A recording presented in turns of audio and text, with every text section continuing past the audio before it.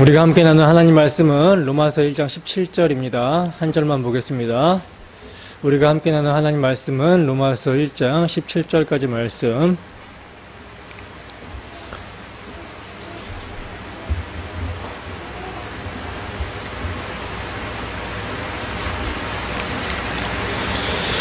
다 찾으셨으면 우리 함께 한 목소리로 합독하겠습니다. 시작. 복음에는 하나님의 의가 나타나서 믿음으로 믿음에 이르게 하나니 기록된 바 오직 의는 믿음으로 말미암아 살리라 함과 같으니라. 아멘. 로마서 파노라마라는 제목으로 하나님 말씀 증거하도록 하겠습니다. 오늘부터는 이제 우리가 신약 성경의 서신서를 차례차례 이렇게 한 권씩 살펴볼 텐데요. 살펴보기 앞서 우리가 먼저 유념해야 되는 점은요, 서신서는 불신자에게 보내지는 전도편지가 아니라 교회, 즉 그리스도인들에게 보내졌다라는 사실이에요. 서신서는. 그러면 이제 이러한 의문이 제기가 될 수 있겠죠. 어떤 의문이냐면, 아니 복음은 불신자들에게 필요한 것이지 믿는 성도들에게 주어질 필요가 있는가? 라는 이런 의문이 들 수가 있어요. 그러나 여러분, 복음은요, 물론 세상에 있는 불신자들에게 필요하지만 더욱더 교회 안에 있는 자들에게 필요한 것입니다. 왜냐하면 교회 안에는 아직 복음으로 태어나지 못한 심령들이 많이 있기 때문이며, 또한 태어나기는 했지만 어린아이의 단계에 머물러 있는 사람들도 있기 때문이라는 거예요. 이들은요, 젖이나 먹고 단단한 식물을 못 먹을 자로 그냥 그대로 머물러 있습니다. 또한 옛사람의 행실을 버리지 못하고 옛 행실 그대로 살아가고 있다는 거예요. 그리고 더 나아가 이들을 호시탐탐 노리는, 액길에서 넘어지게 하며 곁길 곧 닥지 아니한 길로 행하게 하려고 하는 이단들이 있기 때문에 교회 안에 있는 자들에게 더욱더 복음은 필요하다는 거예요. 그리고 또 한 가지 중요한 것은 이 복음은요, 성도들에게 있어서 그리스도의 장성한 분량까지 자라게 하는 영혼의 양식이 되기 때문에 필요해요. 그러니까 이 복음은 그들을 견고하게 세워주기 때문에 교회 안에 거듭난 성도에게는 더욱더 절실하게 필요하다라는 거죠. 여러분, 하루만 한번 굶어보세요. 금식을 해보셨잖아요. 그죠? 하루가 뭡니까? 한 끼만 여러분 굶어도 힘이 쭉 빠져요. 힘이 없어요. 영혼의 양식도 마찬가지입니다. 여러분, 영혼의 양식을 제대로 공급받지 못하잖아요? 그러면 복음에 합당한 삶을 살아갈 수 있는 힘이 없어요. 복음에 합당한 삶을 살아갈 수 있는 동력이 없습니다. 그러니까 그렇게 못 살아가는 거예요. 건강한 성도, 거듭난 성도들은요, 신령한 젖을 사모합니다. 말씀을 사모해요. 그들의 영혼의 양식, 복음을 간절히 원한다라는 거죠. 그리고 그 양식으로 말미암아 즐거워합니다. 그래서 사모함으로 교회는 모이는 거예요. 말씀을 사모함으로. 근데 이러한 사모함이 없다? 말씀을 듣는데 냉랭하다? 아무런 감격도 아무런 기대도 없이 이 자리에 나왔다? 문제가 심각한 거죠. 영적으로 병들었든지 아니면 불신자든지 둘 중에 하나예요. 그러므로 성령께서 서신서를 기록하여 교회에 보낸 목적은요, 세 가지로 요약할 수 있는데, 첫째로는 성도들을 복음의 진리로 견고하게 세워 자라게 하기 위함이고요. 둘째로는 복음에 합당하게 하나님의 자녀로 살아가게 하기 위해서예요. 그리고 마지막으로 이단 사상에 미혹되지 않도록 경계하고 그리스도의 좋은 병사가 되게 하기 위함입니다.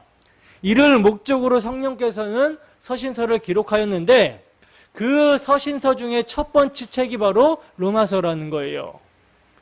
우리는 이제 이 점에서 신약 성경의 배열을 생각해 보는 것이 로마서가 놓여있는 위치와 그 가치를 인식하는 데 도움이 될 것 같은데, 여러분, 신약 성경의 배열을 한번 잘 생각해 보세요. 앞부분에는요, 주님의 사복음서가 이렇게 자리를 잡고 있고요. 그리고 뒷부분에는 여러 교회에게 보내진 서신서들이 배치가 되어 있습니다. 그리고 이 복음서와 서신서 사이를 교량 역할을 해주고 있는 게 바로 사도행전이에요. 그리고 그 서신서들 중에 로마서가 맨 앞자리에 놓여져 있습니다. 여러분, 왜 이렇게 배열이 되어 있을까요? 어떤 분들은 로마서가 가장 분량이 많기 때문에 이렇게 배열이 된 것이다 라고 주장을 하는데, 뭐 그 점이 고려되었을지도 모르겠어요. 그러나 여러분, 그보다 더 중요한 이유가 있다는 것입니다. 그 이유는 교회가 성령으로부터 말씀을 받을 때, 성경을 받을 때 이 로마서가 가장 중요함을 인식했기 때문이라는 거예요. 그래서 배열을 가장 처음에, 서신서 중에서 가장 처음에 이렇게 배열을 해놓은 것입니다. 그래서 복음의 깊이가 있는 신학자들은요, 성경 전체를 반지에 비한다면 로마서는 반지의 보석 부분에 해당이 된다라고 말을 하고 있는 거예요. 여러분, 반지가 있는데 그 반지에 보석이 없다라고 생각해 보세요. 그러면 그 반지의 가치는 떨어지게 되는 것이죠. 마찬가지로 성경 66권 중 다른 것은 다 가졌다 해도 로마서를 잃었다면 기독교는 성립이 되지 못했을 것이다.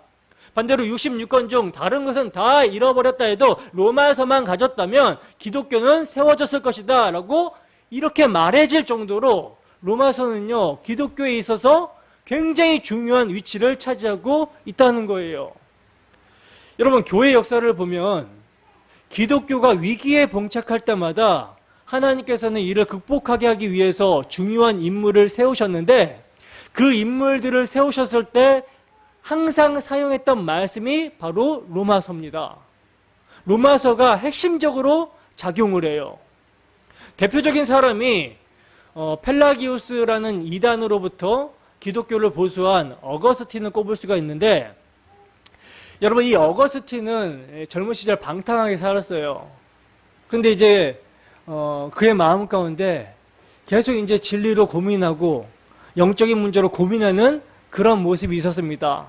그러할 때 톨렐에게 듣고 들어서 읽어라 라는 어떤 어린아이 음성을 듣게 됐어요. 그리고 그가 자기에게 그 말한 그 음성을 따라갔더니 성경책이 펴져 있는 거죠. 그래서 성경을 들어서 이제 펴서 읽은 것이 어디냐면 로마서 13장 13절에서 14절 말씀이었습니다. 낮에와 같이 단정히 행하고 방탕하거나 술 취하지 말며 음란하거나 호색하지 말며 다투거나 시기하지 말고 오직 주 예수 그리스도로 옷 입고 정욕을 위하여 육신의 일을 도모하지 말라.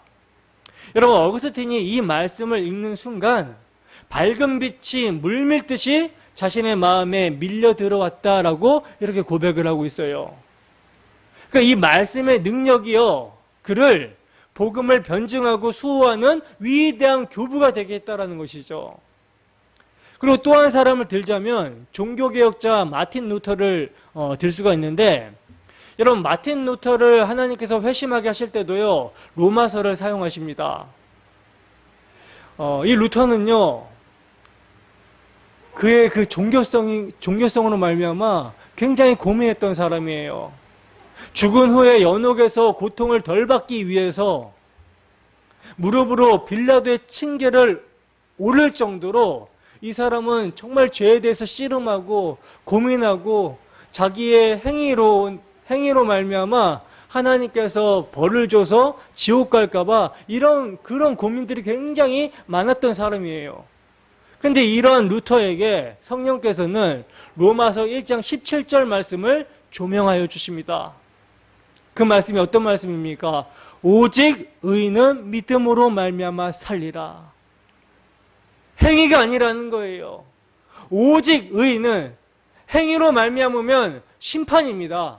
하나님의 공의에서 벗어날 수가 없어요. 근데 오직 의인은 믿음으로 말미암아 살리라. 이 말씀, 여러분, 이 말씀이 루터에게 조명이 되자 그는 벌떡 일어났다는 거예요.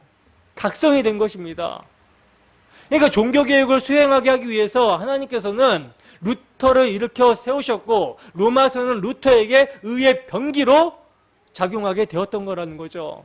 이뿐만이 아니에요. 감리교의 창시자 존 웨슬리도요, 루터의 로마서 서문을 읽고 마음이 뜨거워졌고 하나님이 주시는 평강을 누릴 수 있었다라고 고백을 하고 있습니다. 그 외에 존 칼빈이나 철로역정을 기록한 존 버년 등 이로 헤아릴 수 없는 주의 종들이 로마서를 통해서 거듭나고 로마서를 통해서 각성하고 로마서를 통해서 세워졌다는 거예요. 성령께서는 로마서를 사용하셔서 주의 종들을 부르시고 세우셨다는 것이죠. 저도 여러분 로마서를 굉장히 좋아합니다. 왜냐하면 이 로마서는요, 성경 전체가 증거하고 있는 예수 그리스도의 복음을 농축하고 농축해서 정말 엑기스로 주어진 게 로마서이기 때문이에요. 그래서 로마서를 읽으면요, 마음이 뜨거워집니다. 주구절절이 아주 복음이에요, 복음. 그러므로 여러분, 이 시간 우리가 함께 로마서를 살펴볼 때 우리의 마음이 뜨거워지는 역사가 있기를 소원합니다. 그래서 정말 우리 모두가 이 로마서로 말미암아 복음에 미쳐서 의의 병기로 주님께 사용되기를 주님의 이름으로 축원합니다. 자, 그러면 이제 신약의 첫 번째 서신서 로마서 파노라마를 시작해 봅시다. 우선 로마서의 저자부터 살펴보시면 로마서의 저자는 여러분들이 너무나 잘 알다시피 누굽니까? 사도 바울이죠. 사도 바울. 이건요, 이견이 없어요. 로마서의 어휘, 문체, 논리의 전개 방식 등 바울 사도의 다른 서신서들과 이렇게 통일성을 이루고 있고요. 무엇보다도 성경 자체 내에서 로마서의 저자를 바울이라고 밝히고 있습니다. 로마서 1장 1절입니다. 로마서 1장 1절 함께 했습니다. 시작. 예수 그리스도의 종 바울은 사도로 부르심을 받아 하나님의 복음을 위하여 택정함을 입었으니. 아멘.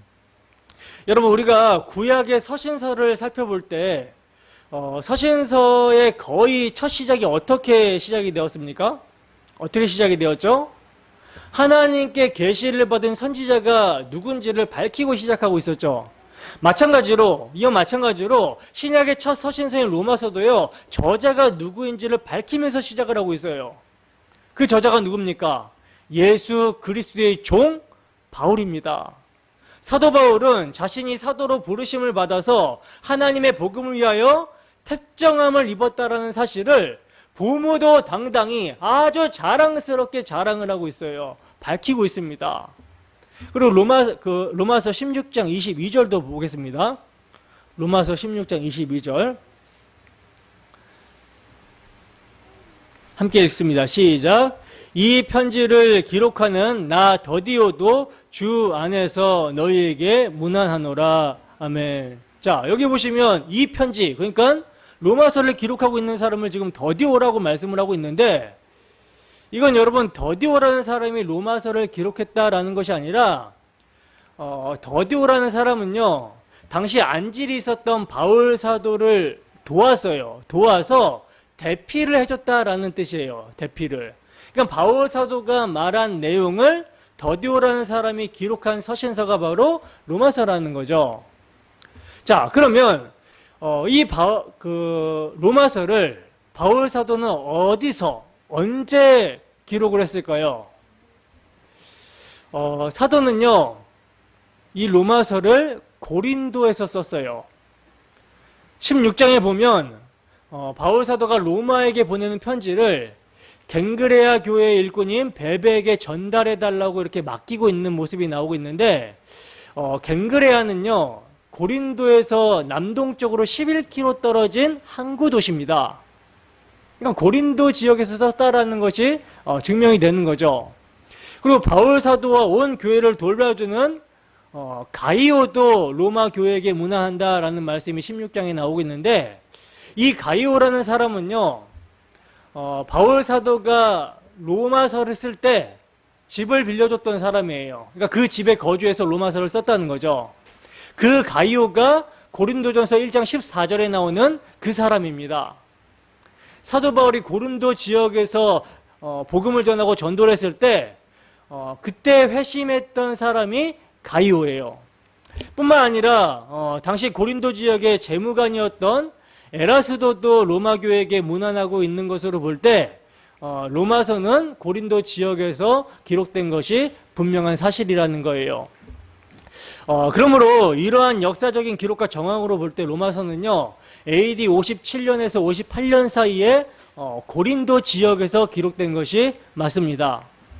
바울 사도는요, AD 52년 봄에는 가이사랴와 예루살렘에서 이렇게 사역을 하고요. 그리고 돌아오는 길에 안디옥에서 겨울을 보냅니다.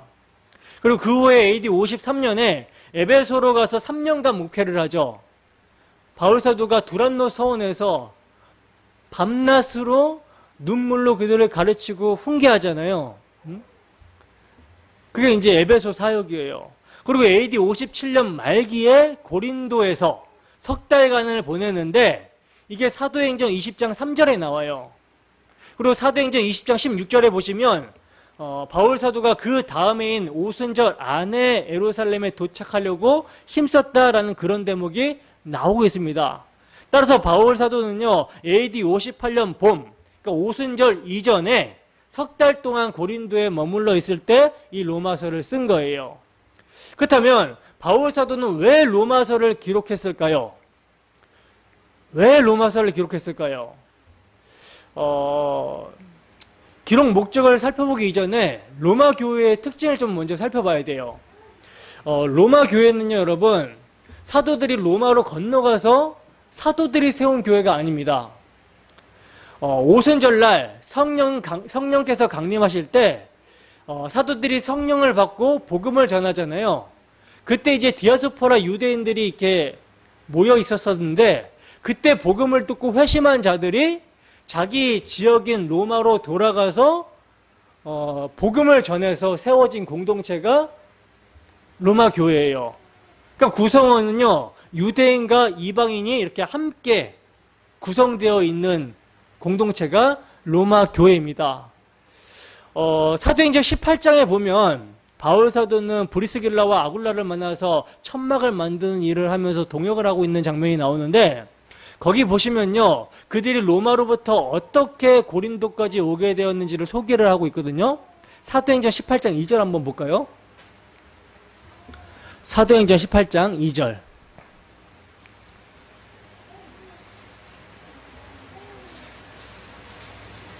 사도행전 18장 2절. 함께 읽습니다. 시작. 아굴라라 하는 본도에서 난 유대인 한 사람을 만나니 글라우디오가 모든 유대인을 명하여 로마에서 떠나라 한 고로 그가 그 안에 브리스길라와 함께 이달리아로부터 새로 온지라 바울이 그들에게 가매. 아멘. 자, 이 사람들이 여러분 브리스길라와 아굴라라는 사람들이요, 로마 교회였어요. 로마 교회였는데 어떤 일로 말미암아 고린도 교회로 오게 되었는데 어떤 일이 일어났냐면 여러분 글라우디오가요, 모든 유대인들을 로마에서 떠나가라고 한 명령을 내릴 때가 AD 49년이거든요. 이때 어떤 일이 있었냐면 크레스투스라는 사람의 선동으로 유대인들이 계속해서 로마에서 폭동을 일으키는 사건이 있었어요. 그래서 이 일로 인해서 글라우디오 황제가 모든 유대인들에게 명해서 로마에서 쫓아내버립니다. 이때 브리스길라와 아굴라도 추방이 된 거예요. 그리고 이제 추방되었던 유대인들이 글라우디오 황제가 죽고 네로가 이제 황제로 즉위한 AD 54년이 되어서 돌아오게 됩니다. 근데 그렇게 이제 추방당한 브리스길라와 아굴라가 에베소에서 성경에 능통했던 아볼로에게 십자가의 도를 정확하게 풀어 가르친 것을 이제 소개하고 있는 것을 볼 때 이들은 바울을 만나기 전에 이미 교리가 확립이 되어 있었음을 알 수가 있다는 거예요.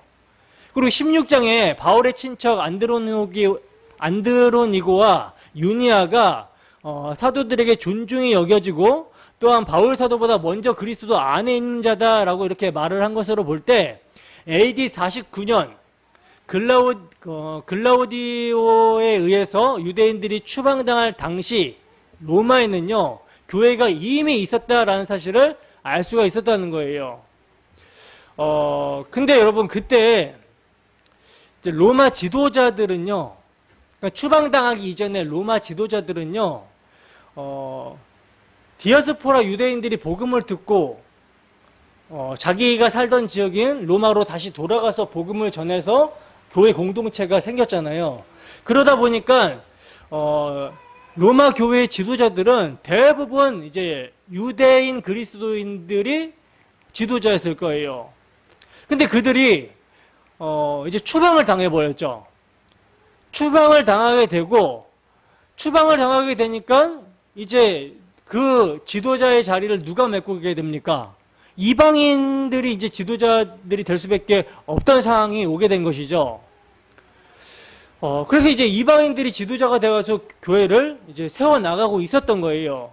근데 그리고 나서 유대인들이 그렇게 다 쫓겨나고 나서 네로 황제가 즉위할 때 5년 후에 이제 그 유대 그리스도인들이 로마 교회로 다시 돌아왔을 때에는 유대인들이 볼 때 이방인들이 지도하고 있는 그 로마 교회에 불만이 있었을 것이며, 또 이방인 지도자들은 돌아온 이제 유대 지도자들의 간섭받기를 싫어했을 거라는 거죠.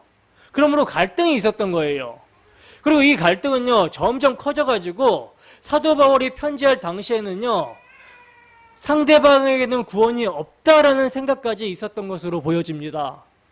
그래서 그들 중에 일부는요, 복음에 대한 잘못된 이해를 가지고 있었으며, 이 세대를 본받아 세상과 동화되고 있었던 사람들도 있었고, 직분에 대한 이해가 부족했던 사람들도 있었고, 형제 사랑이 부족했어요. 그리고 그들 중에는 잘못된 종말론으로 게으른 자가 있었다라고 말을 하고 있고요. 소망을 갖지 못하고 즐거워하지 못하고 환난 중에 참지 못하는 사람들이 많았고, 기도에 힘쓰지 못하는 사람들이 많았습니다. 그리고 음식 문제와 절기 문제 등으로 서로가 서로를 판단하는 문제들이 있었다는 거예요. 이러한 문제로 이방인과 유대인들이 이렇게 함께 구성된 교회의 이 갈등 문제, 이러한 문제를 해결하기 위해서 사도는 로마서를 기록한 거라는 거예요. 그리고 또 한 가지 목적은 뭐냐면, 로마서 15장 23절에서 24절에 나와 있는데, 이거 찾아서 한번 읽어봅시다. 로마서 15장 23절에서 24절 말씀.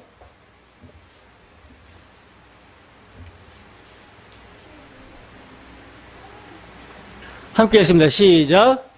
이제는 이 지방에 일할 곳이 없고 또 여러 해 전부터 언제든지 서바나로 갈 때에 너희에게 가기를 바라고 있었으니, 이는 지나가는 길에 너희를 보고 먼저 너희와 사귐을 얼마간 기쁨을 가진 후에 너희가 그리로 보내주기를 바람이라. 아멘. 보시면 사도는 뭐라고 말씀하고 있습니까? 이 지방에서 일할 곳이 없다라고 말씀을 하고 있죠. 여기서 사도가 말하는 지방은요, 예루살렘부터 일루리곤까지 지중해 동부 지역의 도시들을 이제 가리켜 말을 하고 있는데, 대체적으로는 에베소 지역, 고린도 지역, 데살로니가 지역, 빌립보, 다메섹 지역, 이 지역들을 가리키는 거예요. 바울 사도는 이제 그곳을 두루 다니면서 그리스도의 복음을 전했고, 이제 더 이상 그 지역에는 복음을 전할 새로운 곳이 없기 때문에 당시 땅끝으로 여겨졌던 서머나, 즉 스페인으로 가기를 간절히 원했습니다. 근데 그 스페인으로 가기 위해서는 뭐가 필요했냐면, 안디옥 교회와 같은 그런 전도 활동 기지가 필요했어요. 때문에 이를 위해서 로마 교회를 잘 교육하고 훈련시키고자 로마서를 기록해서 보낸 거라는 거죠. 그래서 24절로 보면 뭐라고 합니까? 먼저 너희와 사귐으로 얼마간 기쁨을 가진 후에 너희가 그리로 보내주기를 바람이라. 이렇게 말씀하고 있는 것이죠. 이것이 이제 기록 목적이에요. 두 가지 기록 목적. 첫 번째는 이방인과 유대인들로 구성되어 있는 로마 교회의 갈등 문제를 이제 해결하기 위해서 로마서를 기록했고, 두 번째는 로마 교회를 잘 훈련시키고 교육해서 가르쳐서 스페인, 서머나로 복음을 전하러 가는데 전초 기지로 삼기 위해서, 이게 두 가지 목적으로 로마서를 기록하고 있는 거예요. 자, 그럼 이제 기록 목적을 살펴봤고 구조를 이제 살펴보겠습니다. 구조. 로마서는 총 몇 장으로 되어 있죠? 16장으로 구성이 되어 있어요. 16장으로 구성이 되어 있는 로마서의 구조는요, 교리적으로 보면 크게 두 부분으로 나눠볼 수가 있습니다. 첫 번째 부분은 1장부터 11장까지인데 하나님께서 해주신 일을 설명하는 교리가 그 내용으로 기록이 되어 있고요. 그리고 두 번째 부분은 12장부터 16장까지인데 교리에 반응하는, 즉 복음에 반응하는 믿음의 열매, 복음에 합당한 삶에 대한 겉면이 그 내용으로 기록이 되어 있어요. 이렇게 이제 교리적으로는 크게 두 부분으로 나누어 볼 수 있고, 그리고 내용상으로는 세 부분으로 나누어 볼 수 있는데, 첫 번째 부분은 1장에서 8장까지고요. 두 번째 부분은 9장에서 11장까지, 그리고 세 번째 부분은 12장에서 16장까지로 나누어 볼 수 있습니다. 첫 번째 부분인 1장에서 8장까지는요, 이신층에 대한 구원론에 대해서 말씀을 하고 있어요. 그리고 두 번째 부분인 9장에서 11장까지는 이스라엘과 이방인을 향한 하나님의 섭리를 말씀하는 것이 그 내용입니다. 그리고 마지막 12장에서 16장까지는요, 그리스도인의 윤리에 대한 겉면, 이것이 이제 주 내용으로 말씀을 하고 있어요. 자, 그러면 이제 내용을 좀 살펴보겠습니다. 1장 1절을 볼까요? 1장 1절 로마서 1장 1절 함께 큰 목소리로 읽습니다. 시작.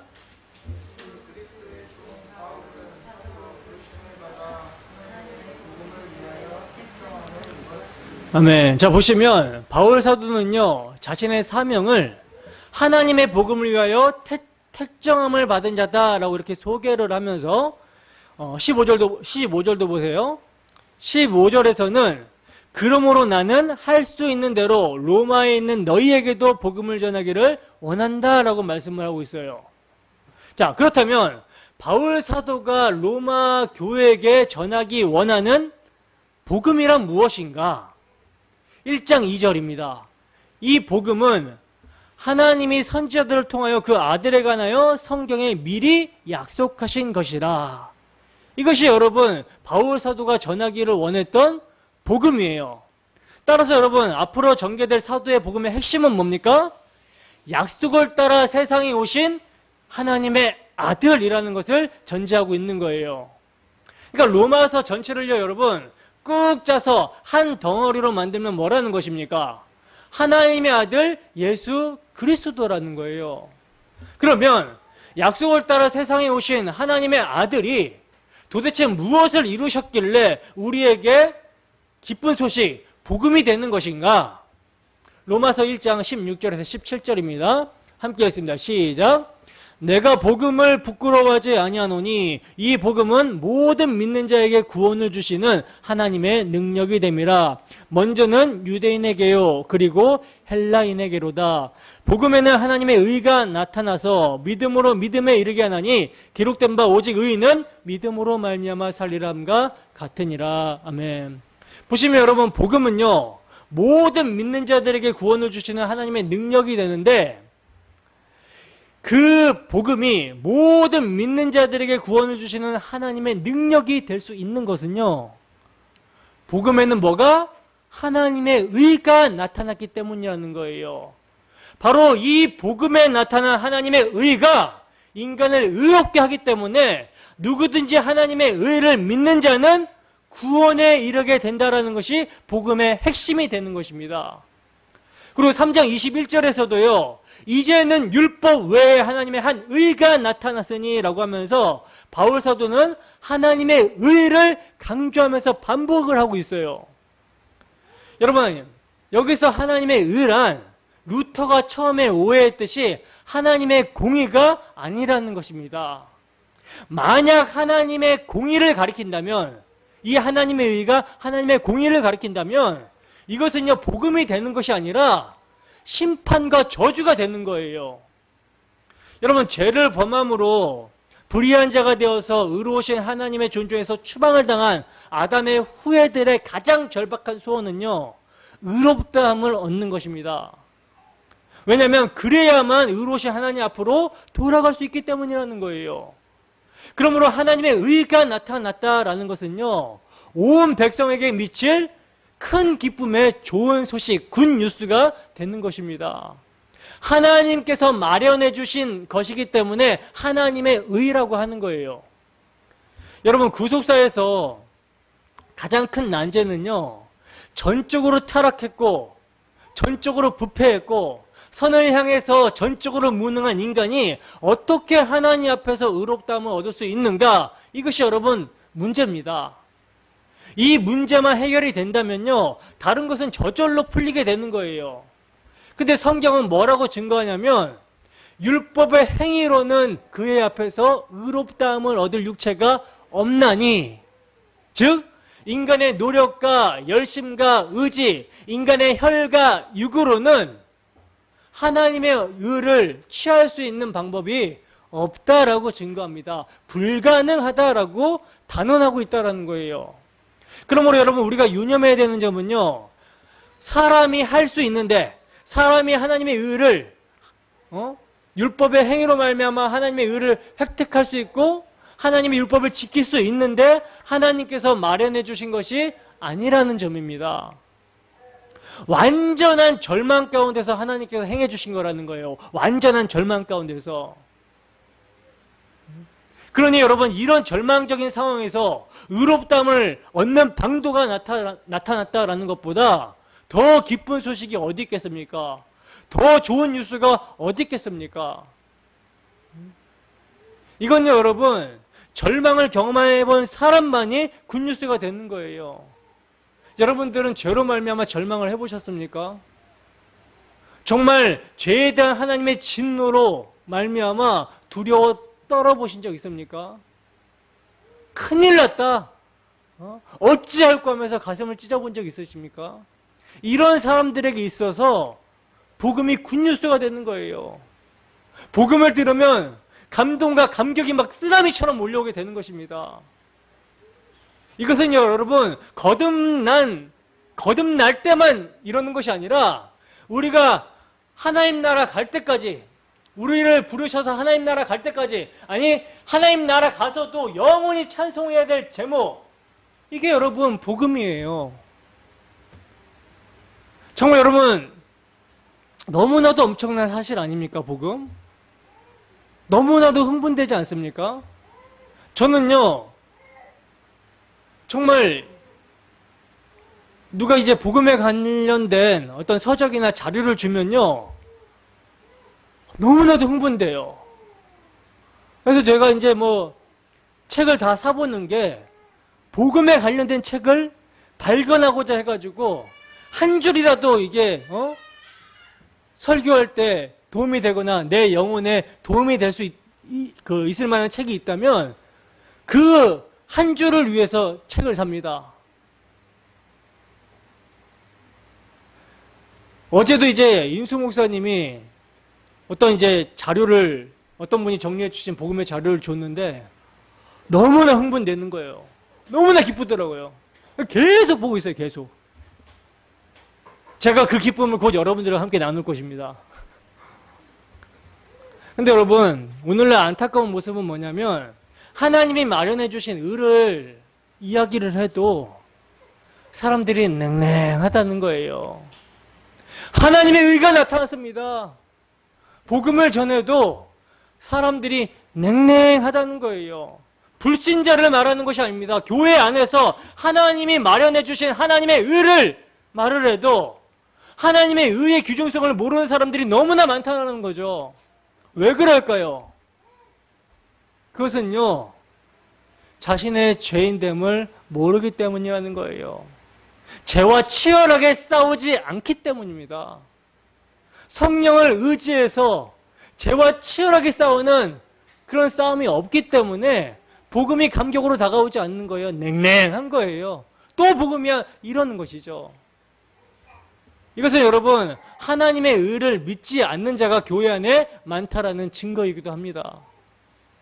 여러분, 하나님의 의를 믿는 자, 하나님의 의를 믿는다라는 것은요, 자신이 불의한 존재고 하나님의 심판이 마땅하다라는 것을 인정하는 것을 말하는 거예요. 근데 문제는 뭐냐면 인간들이 순수히 자신의 불의를 인정하지 않는다라는 거죠. 인정하지 않고 하나님의 의를 믿으려고 하지 않는다라는 것이 문제예요. 왜냐하면 선악과를 따먹은 모든 인간들은요, 스스로 하나님처럼 되어 있다라고 착각을 하고 있기 때문이라는 거죠. 그래서 아담 안에 있는 모든 인간들은요, 스스로 선악을 판단하여 자기 스스로도 어느 정도 의를 행할 수 있다라고 여기는 교만이 있는 거예요. 교만을 떨고 있는 것입니다. 그래서 하나님의 의를 필요로 하지 않는 거예요. 불신자가 아니라 교회 안에서 말입니다. 교회 안에서. 자기 어떤 종교 행위를 하고 있다는 것을 자기 의로 삼아버려요. 때문에 사도는요, 1장 17절과 3장 21절 사이에 하나님의 의가 나타났다, 하나님의 의가 나타났다라는 이 복음과 복음 사이에 뭘 기록하고 있냐면 죄론을 펼치고 있습니다. 그러니까 복음을 전하기 앞서서 죄론을 말씀하고 있는 거예요. 하나님의 진노가 불의로 진리를 맡고 있는 사람들의 모든 경건치 않음과 불의에 대해서 하늘로부터 나타난다라는 것을 말씀하면서 왜 세상의 모든 인간들이 불의한 존재일 수밖에 없는지, 왜 복음이 필요한지를 말씀하고 있는 것입니다. 여러분, 죄들에는요, 수만 가지가 있다 할지라도 경건치 않음과 불의, 이 두 가지로 요약이 돼요. 경건치 않음은 뭡니까? 하나님과의 관계에서 죄죠. 하나님을 경외하지 않는 죄가 경건치 않음이에요. 하나님을 예배하지 않는 죄가 경건치 않음입니다. 오늘날 교회 안에 경건치 않음의 죄를 얼마나 많이 짓고 있는지 몰라요. 하나님을 두려움이 없어요. 하나님을 경외함이 없어요. 그러다 보니까 세상에 나가서 하나님의 사랑을 선전해야 되고 복음의 덕을 선전해야 되는 그리스도인들이 불의를 행하죠. 사람들과의 관계성 속에서 믿지 않는 사람들보다 더 악하게 행동하고 있는 그런 모습이 나타나는 거예요. 불의는 이웃과의 관계에서 죄입니다. 그러니까 썩어지지 아니하는 하나님의 영광을 사람의 수준으로 만들어버리니까, 우상으로 바꿔버리니까 이웃과의 관계에서도 불의가 나타나게 되더라는 것입니다. 그러므로 사도는요, 하나님의 의가 구원의 능력이 됨을 선포하면서 그 누구도 하나님의 의를 통하지 않고서는 구원에 이룰 수 없음을 말하고자 하는 거예요.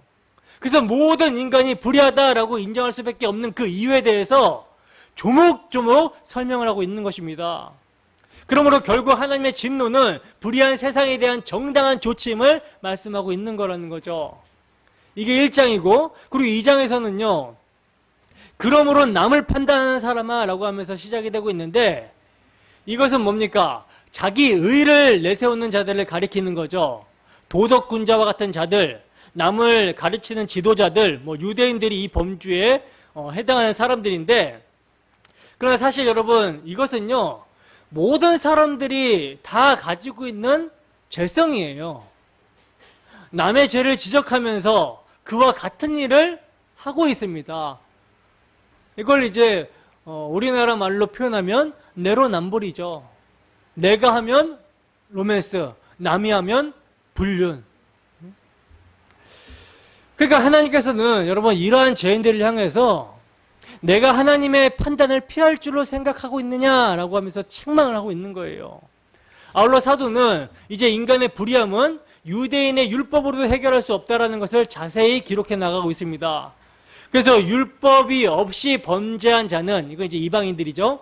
율법이 없이 범죄한 자는 율법이 없이 망하고, 율법이 있고 범죄한 자는 율법으로 말미암아 심판을 받는다라고 말씀하고 있는 거예요. 하나님 앞에서는 율법을 듣는 자가 의인이 아니라 율법을 행하는 자가 의롭다 하심을 얻는다고 하는데, 율법을 받은 유대인들은요, 그 율법을 하나님의 수준에서 지키는 것이 아니라 하나님의 수준에 돼 있는 율법을 자기 수준으로 끌고 내려와서 율법을 지켰다고 하는 거예요. 이거 지킨 거예요, 안 지킨 거예요? 안 지킨 거죠. 그렇기 때문에 유대인들로 말미암아 하나님의 이름이 모독을 받는 거예요. 모독을. 이방인들은 어떻습니까? 이방인들은 율법이 주어지지 않았잖아요. 근데 성경은 뭐라고 말씀하고 있어요? 율법이 주어지지 않는 이방인들은요, 그 양심이 율법의 기능을 한다 그래요. 그 양심이 증거가 되어서 그 생각들이 서로 혹은 고발하면서 변명하여 그 마음에 새긴 율법의 행위를 나타낸다고 합니다. 근데 그것도 이들도 똑같이 하나님 수준으로, 절대적인 기준으로 지키는 것이 아니라 상대적인 기준으로 지키는 것이죠. 그러면 지킨 거예요, 안 지킨 거예요? 안 지킨 거예요. 양심대로 살다가 지옥에 가는 것입니다. 그러니까 율법이 없는 자들은 율법이 없이 망하게 된다는 것이죠. 그러므로 여러분, 표면적인 유대인이 아니요, 표면적인 육신의 할례가 아니라고 말씀하면서 이면적인 유대인이며 할례는 마음에 할지니 영에 있고 율법 조문에 있지 아니한 것이라고 말씀하고 있습니다. 자, 그렇다면 유대인이 이방인보다 나은 점이 아무것도 없단 말인가 하고 이제 3장이 시작이 되는데, 유익이 없습니까? 범사에 많다라고 말씀을 하고 있죠. 그 나은 점으로 첫 번째 꼽는 것이 뭐냐면 이들이 하나님의 말씀을 맡은 거라고 말씀하고 있는 거예요. 즉 구약 성경을 기록하여 전해준 것이다 라고 말씀합니다. 근데 문제는 구약 성경을 통해서 언약을 하시고 예언하신 메시아가 오셨는데도 정작 유대인들은 믿어요, 안 믿어요? 믿지 않고 배척했다라는 거예요. 영광의 주를 십자가에 못 박아버렸다는 거죠. 그러나 어떤 자들이 믿지 아니하였으면 어찌하리요? 그 믿지 아니함이 하나님의 미쁘심을 패하겠느냐? 즉 하나님의 구원 계획을 무산시킬 수 있단 말이냐? 무산시킬 수 있습니까? 그럴 수 없느니라. 사람은 다 거짓되되 오직 하나님은 참되시다 할지어다 라고 말씀합니다. 그러면서 나오는 말이 이제 3번의 아래가 등장하는데 그 첫 번째가 여러분 율법 아래예요. 이건요, 하나님께서 율법을 통해 보신다면 어떻게 되겠는가라고 하는 뜻입니다. 여러분, 하나님께서 율법을 통해서 보시면 어떻게 되겠습니까? 둘째로 죄 아래에 있게 되는 것이죠. 그리고 셋째로는 심판 아래에 있게 된다라는 것입니다. 바로 유대인들이 이러한 처지에 있다라는 거예요. 그러므로 재론이 도달하게 되는 결론은요, 율법의 행위로 그의 앞에서 의롭다 하심을 얻을 육체가 없나니 율법으로는 죄를 깨달음이니라. 이게 여러분 결론이에요. 유대인이나 헬라인이나 다 죄 아래에 있으며 따라서 세상에 의인은 없고 오직 죄인만 있을 뿐임을 강조하고 있는 것입니다. 그리고 이제 이렇게 재론을 마친 후에 1장 17절에서 제기되었던 복음으로 이제 사도는 다시 돌아가서 이제는 율법 외에 하나님의 한 의가 나타났으니 라고 하면서 본격적으로 복음을 증거하기 시작하는 거예요. 여러분, 당시 로마 교회의 구성원들은 대부분이 이방인들이었지만 그 속에는 디아스포라 유대인들도 꽤 많이 있었다 그랬어요. 그래서 사도는 율법이 인간의 입을 막고 온 세상이 심판 아래 있음을 인정할 수밖에 없도록 죄를 깨닫게 하기 위한 기능으로 주어진 것이지 인간을 의롭게 하기 위해서 주어진 것이 아니라는 것을 심도 있게 아주 적나라하게 말씀하고 있었던 거예요. 그리고 이제 다시 17절로 돌아와서 17절에 선포했던 복음의 핵심인 율법 외에 하나님의 한 의에 대해서 말하기 시작하는 것입니다. 자, 그러면 복음이란 무엇인가? 자, 복음이란 뭐라고 했어요? 하나님의 의가 나타났다. 즉, 이 의를 받아 입기만 하면 하나님 앞으로 돌아갈 수 있다라는 소식이 복음인 거예요. 그러면 어떻게 받을 수 있는가? 이 의를 어떻게 받을 수 있는가? 곧 예수 그리스도를 믿음으로 말미암아 모든 믿는 자에게 미치는 하나님의 의니 차별이 없느니라. 믿음으로 받는다라는 거예요. 차별이 있다면 어떤 차별입니까? 믿느냐 믿지 않느냐라는 이 차별만 있을 뿐이라는 거죠. 그러면 이 의가 왜 필요하게 되었는가? 모든 사람이 죄를 범하였음에 하나님의 영광에 이르지 못하였기 때문에 필요하게 되었다라고 말씀합니다. 그렇다면 의롭지 못한 자들에게 하나님의 의를 주시는 것이 어떻게 가능하단 말인가? 어떻게 가능합니까? 그리스도 예수 안에 있는 속량으로 말미암아 하나님의 은혜로 값없이 의롭다함을 얻게 되었다라는 거예요. 속량이 중요합니다. 속량. 속량, 값을 주고 사셨다는 거예요. 예수님께서 당신의 피값을 주고 우리를 대신해서 대신 정죄를 받으시고 우리를 그분의 피로 사셨다라는 것입니다. 그래서 죄인이 의인이 될 수 있게 되었다라는 거예요. 여러분, 하나님의 의는요, 우리에게 주어질 때 임기응변으로 주어진 것이 아니라 율법과 선지자들에게 증거를 받은 것이라고 말씀합니다. 즉 구약 성경을 통해서 미리 계시하신 바라고 말씀하고 있다는 거예요. 하나님의 의는 내가 벗었으므로 두려워하여 숨었나이다 라고 하는 아담과 하와에게 가죽옷을 지어 입히시니라 하셨을 때 이미 예표로 나타났던 거라는 거죠. 그들은 무화과 나무잎, 인간의 의로 예표되는 무화과 나무잎으로 인간의 의로 그것을 해결해 보려고 했으나 실패로 돌아가고 말았죠. 그런즉 자랑할 데가 어디 있습니까? 자랑할 데가 어딨냐는 거예요. 있을 수 없느니라. 무슨 법으로, 행위로 안 된다라는 것입니다. 오직 믿음의 법으로 된다라는 거예요. 그리고 이 믿음은요, 율법을 파기하는 것이 아니라 율법을 굳게 세우는 거예요. 왜냐하면 예수님의 십자가 도상에서 다 이루셨다 하셨을 때 그 예수님의 십자가는 율법의 완성과 마침이 되는 자리이기 때문에 그 의를 믿는다라는 것은 우리가 율법을 굳게 세우는 것이 된다라는 거예요. 그래서 믿음은 율법의 완성이 되는 것입니다. 그리고 이제 거기에 대한 예로 4장에서는요, 유대인들이 가장 존경하는 구약의 두 인물, 즉 아브라함과 다윗을 들어서 이신칭의 교리를 견고하게 세워주고 있어요. 그래서 아브라함이 행위로서 의롭다 하심을 얻었으면 자랑할 것이 있을지 모르겠다. 그러나 하나님 앞에는 없다라고 말씀합니다. 그러니까 유대인들의 위대한 조상인 아브라함도 하나님의 약속을 믿는 믿음으로 의롭게 된 것이지 행위로 인한 것이 아니라는 거예요. 그러니까 아브라함은 하나님께서 시키시는 일을 잘해가지고 그 대가로 의롭다 이렇게 칭함을 받은 것이 아니라 그저 언약하시고 약속하신 하나님의 말씀을 믿음으로 받아들여서 의로운 자가 되었다라는 것을 말씀하고 있는 것입니다. 그리고 다윗도요, 일한 것이 없이 하나님께 의로 여기심을 받는 사람의 복에 대해서 말을 하고 있는데 불법이 사함을 받고 죄가 가려짐을 받는 사람들은 복이 있고 주께서 그 죄를 인정하지 아니하실 사람은 복이 있도다 함과 같으니라 이렇게 말씀을 하고 있다는 거예요. 이것은 여러분 시편 32편 1절에서 2절 말씀을 바울 사도가 인용해서 말씀한 내용인데 다윗은요 여러분 밧세바 사건을 통해서 정말 자신이 죄악 중에 출생한 전적 타락과 전적 부패한 죄인임을 깨닫게 되었어요.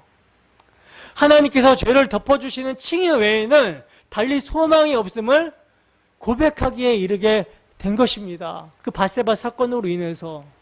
그 전까지는 다윗이 자기를 어떻게 생각합니까? 의로운 자로 생각을 하죠. 원수 사울을 2번이나 살려준 의인 이렇게 생각했던 다윗인데 밧세바 사건을 통해서 뭐가 드러나요?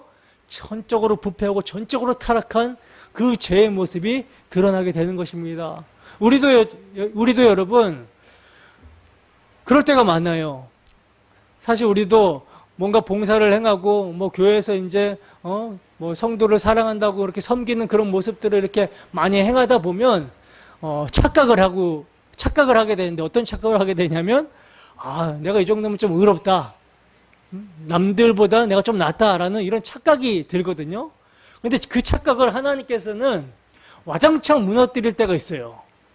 그때 이제 뭘 발견합니까? 정말 내가 죄인 중에 개수구나. 정말 전적으로 부패하고 타락한 존재구나. 그래서 하나님의 의, 예수 그리스도의 복음이 아니면 하나는 정말 소망이 없는 존재다. 이것을 깨닫게 하신다는 거죠. 여러분, 가리어짐 이게 정말 중요합니다. 가리어짐. 만일 하나님의 의로 가려주심을 받지 못하잖아요? 그러면 심판날에 산과 바위에게 말하여 우리에게 떨어져 보좌에 앉으신 이의 얼굴에서와 그 어린 양의 진노에서 우리를 가리라. 그들의 진노의 큰 날이 이르렀으니 누가 능히 서리하고 숨을 수밖에 없는 거예요. 여러분, 자기 행위로 그의 앞에 설 자는 아무도 없습니다. 이것은 아브라함과 다윗의 이야기가 아니라 의로 여기심을 받은 우리도 위함이라고 말씀을 하고 있어요. 곧 예수 우리 주를 죽은 자 가운데서 살리신 이를 믿는 자에게 예수는 우리가 범죄한 것 때문에 내줌이 되고 또한 우리를 의롭다 하시기 위하여 살아나셨느니라. 이 복음에 견고하게 서 있으라고 사도는 지금 말씀하고 있는 것입니다. 예수는 우리의 범죄한 것 때문에 내줌이 되고 또한 우리를 의롭다 하시기 위해서 다시 살아나셨느니라. 이 복음에 견고하게 서 있으라고 말씀하고 있는 거예요. 그리고 이제 5장에서는요, 하나님의 의로우신 예수님을 믿는 믿음의 사람들이 하나님과 어떤 관계에 있는가를 설명해 주고 있는데, 즉 믿음으로 의로워진 상태가 어떠한 것인지에 대해서 설명을 해주고 있는 장이 5장이에요. 그 의로워진 상태는요, 다름이 아닌 하나님과의 화평이라는 것입니다. 하나님과의 화평. 여러분, 모든 인간들은요, 그들의 불의함으로 말미암아 하나님과의 화평이 깨어진 상태에 있어요. 이게 어떤 상태입니까? 죄와 허물로 죽어 있는 상태죠. 그래서 여러분, 이 상태에서는요, 그 누구도 하나님 앞에 나아갈 수가 없어요. 근데 이제 예수 그리스도께서 우리에게 의가 되어주심으로 말미암아 그 의를 믿는 믿음의 사람에게는요, 뭐가 이루어졌어요? 하나님과의 화목, 하나님과의 화평이 이루어졌다는 것이죠. 다른 말로 이제 다시 생명이 부어졌어요. 하나님의 생명력에서 단절이 되었었는데 이제 예수 그리스도의 중보로 말미암아 막혔던 담이 허물어지고 하나님의 생명력이 다시 부어지는 그런 모습이 되었다는 것입니다. 그래서 이제 여러분, 신자는 믿음으로 말미암아 내 영광이 아니라 하나님의 영광을 바라고 즐거워할 수 있게 되었으며, 믿음으로 인해서 환난 중에서도 인내하며 소망을 가지고 살아갈 수 있는 존재가 되었다라는 거예요. 이 얼마나 엄청난 사건입니까? 그리고 이제 여러분, 이것은 법의 세계가 아닌 놀라운 은혜의 세계라는 것을 말씀하고 있어요. 근데 이 은혜의 세계를 가능하게 하는 것이 뭐냐면 바로 믿음이라고 말씀합니다. 그래서 믿음 있는 신자는 예수 그리스도의 은혜를 더욱 풍성하게 알아가게 된다는 거예요. 여러분, 이 은혜는요, 인간의 불의와 죄의 현장에서 더욱 풍성하게 드러나게 된다라고 사도는 증거합니다. 그래서 사도는요, 한 사람으로 인해서 세상에 죄가 들어왔고 그 죄로 인해서 사망이 들어왔으며 모든 사람이 사망에 이르게 되었음을 말하는 것으로 이제 5장의 후반부의 단락을 시작하고 있는 거예요. 그러니까 사도는 이렇게 반복해서 인간의 죄를 지적하고 있는데, 지적하고 있는 이유는 뭐냐면 은혜의 풍성함을 드러내기 위해서입니다. 근데 여기서 이제 우리가 주의해서 읽어야 되는 것이 있는데요. 사도가 여러분 앞에 부분에서 죄를 말한 것은요, 왜 인간은 하나님의 의가 나타나지 않으면 안 되는 존재인가, 왜 하나님의 의가 필요한가, 이것을 말하기 위함이고요. 5장에서 다시 죄에 대해서 언급하면서 모든 인간이 사망에 이르렀음을 말하는 것은요, 바로 예수 그리스도, 우리가 의로 받은 예수 그리스도의 은혜의 풍성함을 드러내기 위해서 말씀을 하고 있는 거예요. 근데 또 이렇게 예수 그리스도의 은혜의 풍성함을 드러내기 위해서 죄를 이야기하면 은혜가 뭔지 모르는 인간들이 어떻게 나옵니까? 그러면 이제 내 마음대로 살아도 되겠네? 막 살아도 되겠네? 라는 이런 방종을 이야기할 수 있죠. 그래서 사도는 뭐라고 말씀합니까?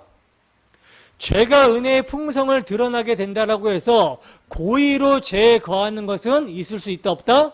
없다라고 하는 것입니다. 왜냐하면 하나님과 화목된 관계에 들어가게 된 신자는요, 죄에 대해서는 어떻게 됐어요? 죽었고, 죄에 대해서 죽었어요. 죄에 대해서 죽었고 하나님에 대해서 산 자가 되었기 때문이라는 것입니다. 하나님에 대해서 산 자들은요, 자신이 어디서 어떻게 구원을 받게 되었는지를 각성을 합니다. 성령으로 말미암아 체휼하고 경험하게 돼요.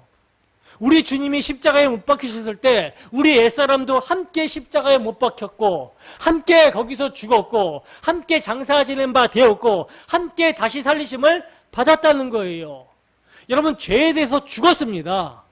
죄에 대해서 죽었다라고 여기게 된다라는 거예요.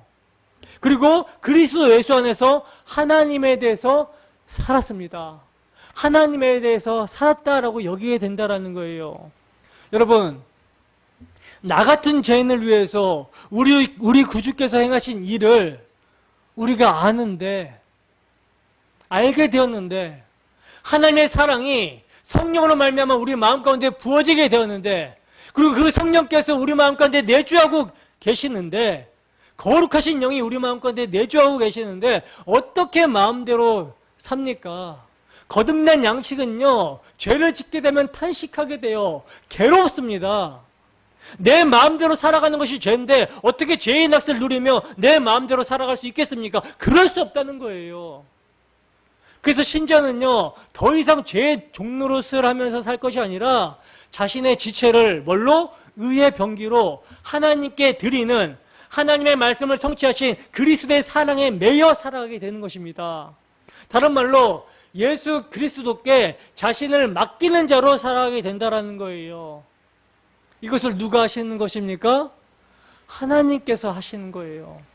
우리의 힘으로 그렇게 하는 것이 아니라 하나님께서 우리의 의지를 새롭게 하시고 우리의 마음을 변화시켜서 하나님의 법을 즐거워하게 하고 하나님을 감사하게 하고 하나님을 누릴 수 있도록 인도하신다라는 것이죠.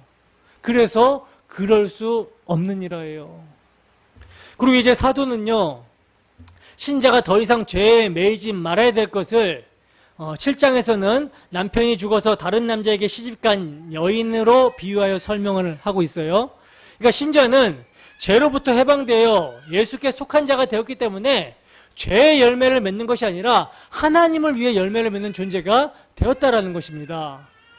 여러분, 제가 높아심에서 말씀을 드립니다만 성경에서의 죄란요, 단순히 사건화된 도덕적, 윤리적, 사회법적 위반만을 이야기하는 것이 아니에요. 그것이 아니라 하나님 절대 의존적 존재로 지어진 인간이 자기 주장, 자아 숭배, 자아 실현, 자아 확장의 삶을 추구하는 것을 죄로 말해요. 따라서 죄에서 해방된다는 것은요, 자아 숭배에서 해방이 돼요. 자기중심적 사고에서 해방이 되어 자기 정과 유혹, 탐심은 부인하며 하나님을 즐거워하며 그분을 절대적으로 의지하게 되는 것을 말하는 것입니다.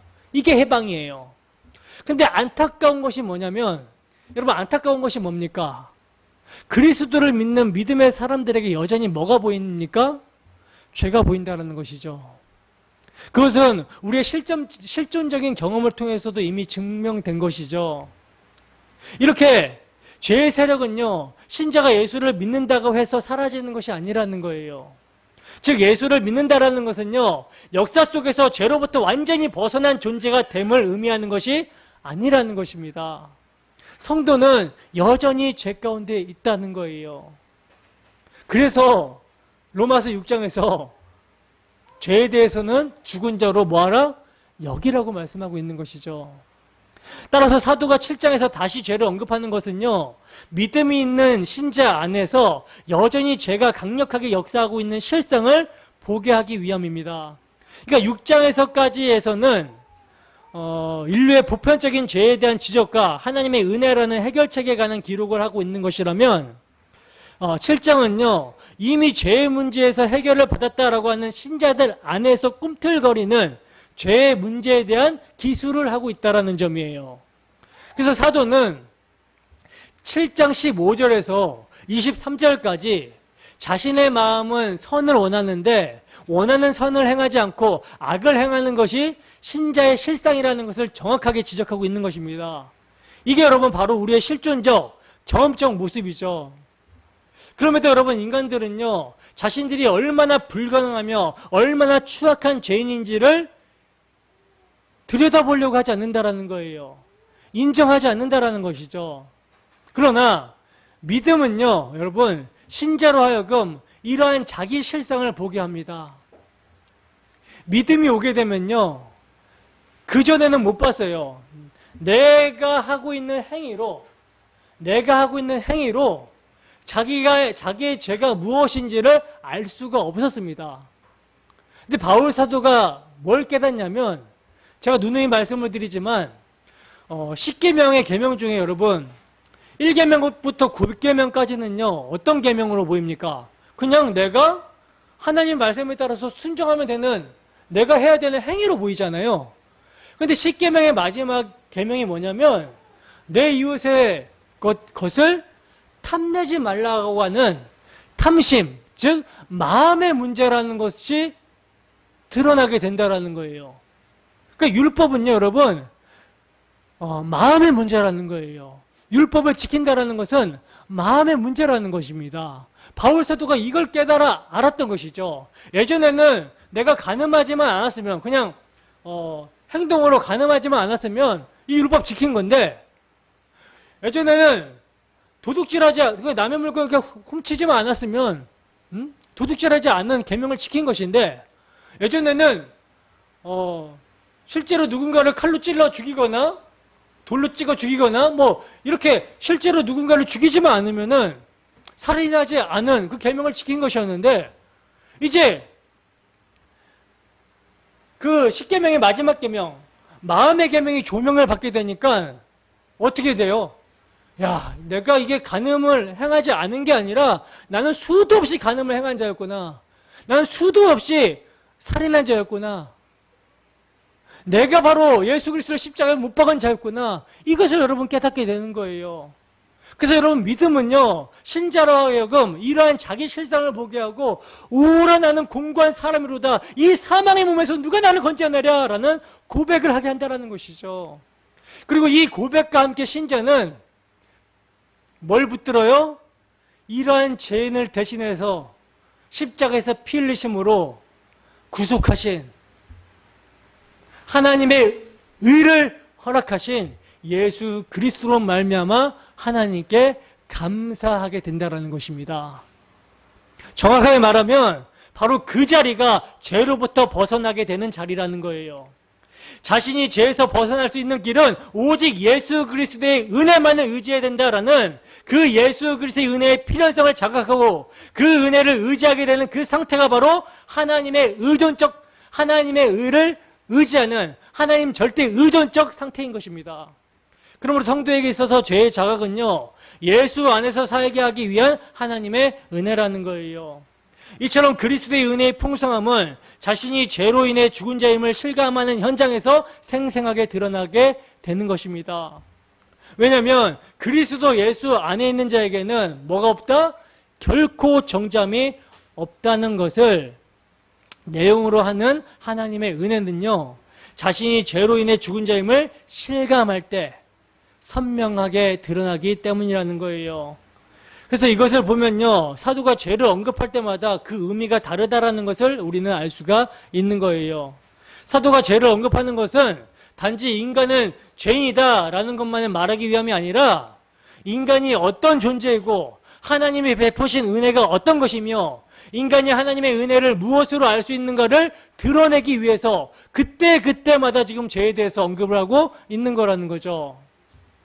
여러분, 신자는 예수님으로 말미암아 하나님과 화목된 관계에 있게 되었지만, 문제는 여전히 죄의 몸을 입고 있는 존재이기 때문에 육신에 이끌려 육신을 따라 살아간다라는 거예요. 따라서 성도라 할지라도 하나님의 의의 병기로서 하나님께 영광이 되는 길은요, 스스로의 힘으로 갈 수 있다 없다? 갈 수 없다는 것입니다. 그러면 어떻게 되는가?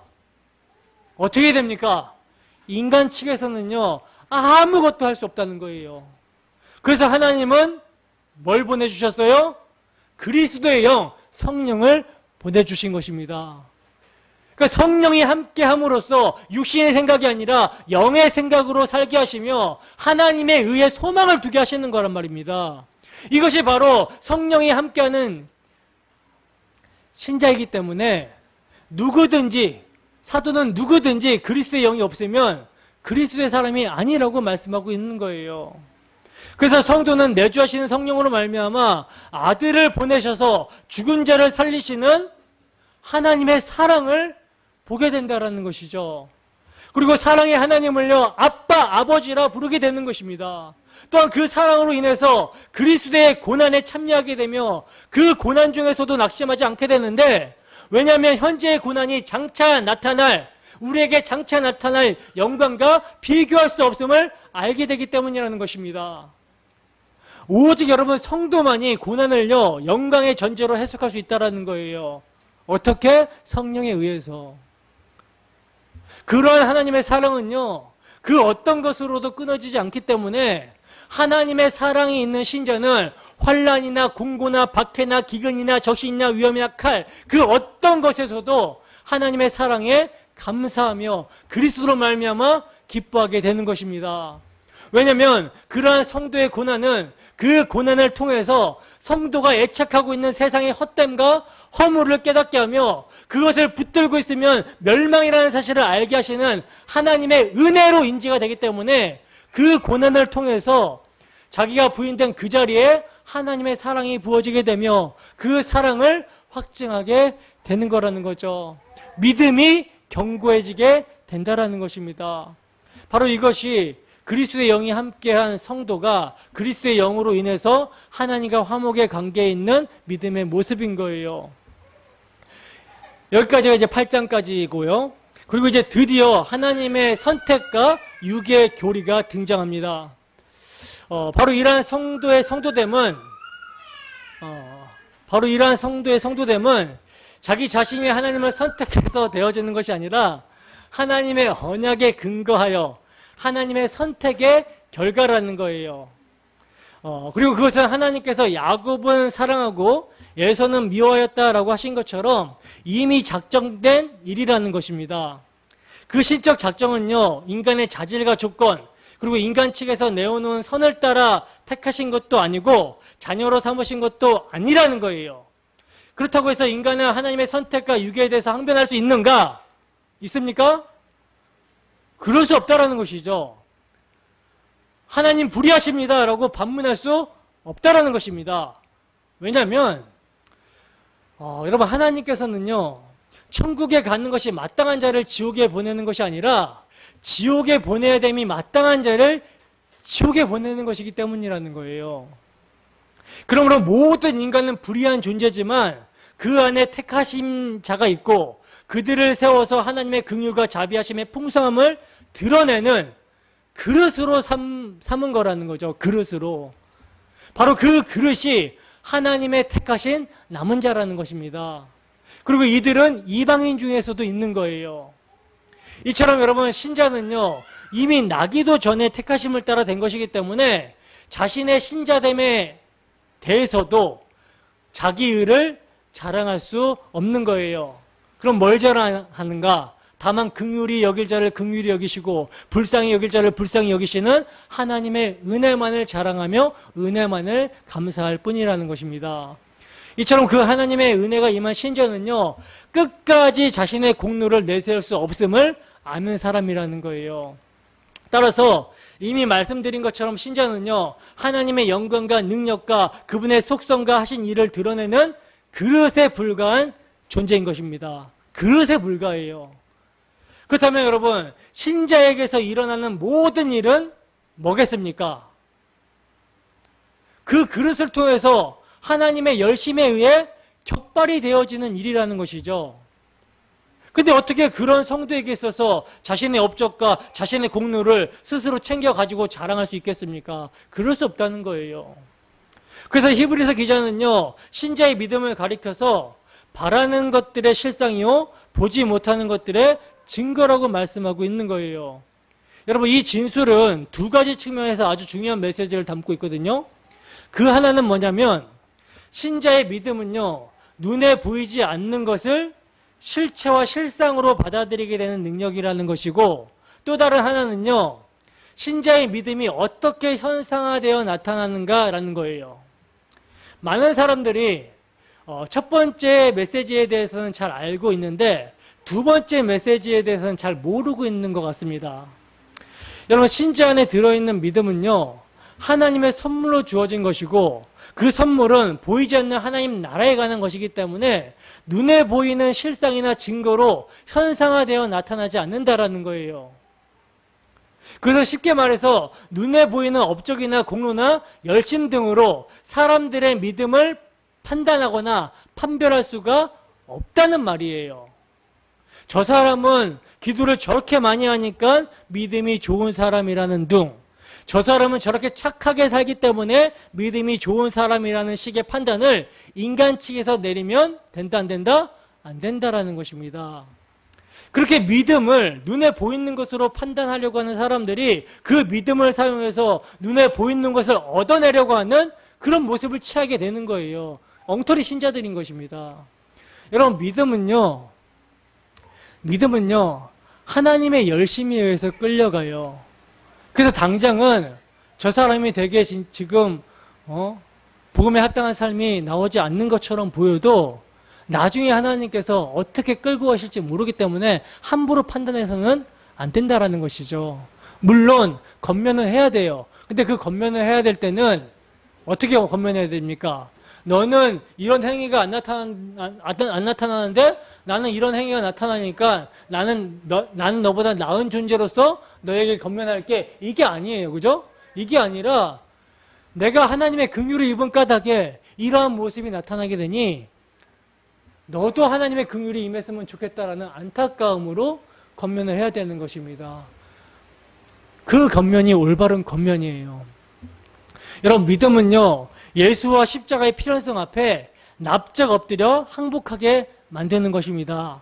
따라서 예수님의 오심과 그분이 지신 십자가는요 누가 참된 하나님의 백성인가를 가려내는 하나님의 판단, 하나님의 심판이 되는 거예요. 이스라엘은요 자신들이 아브라함의 후손이기 때문에 하나님의 참된 백성이라고 여겼지만, 혈과 육으로 아브라함의 후손이기 때문에 하나님의 참된 백성이라고 여겼지만, 사실 하나님의 백성은요 아브라함의 씨가 아니라 이삭입니다. 무슨 말이냐면 혈과 육으로 하나님의 백성이 되는 것이 아니라 하나님의 백성이 되는 것은 하나님의 약속으로 말미암음이라는 거예요. 이것이 로마서 10장에서 아주 자세하게 또 친절하게 설명되어 있는 것이죠. 민족적 이스라엘은요 하나의 모형이었을 뿐이라는 것을 사도는 설명하고 있는 거예요. 그 민족 자체가 훌륭하고 사랑받을 만해서 선택된 것이 아니라 이삭의 후손, 즉 하나님의 약속에 의해서, 하나님의 은혜에 의해서 선택된 하나님 나라 백성들의 모형으로 이스라엘 백성들이 선택된 것이라는 거죠. 그래서 하나님에 의해 선택이 되어 모형으로 쓰여진 이스라엘이요 복음 앞에서 벌어지는 일이 생기게 된 것입니다. 근데 그렇다고 해서 이스라엘을 모두 버렸다라는 것은 아니고요.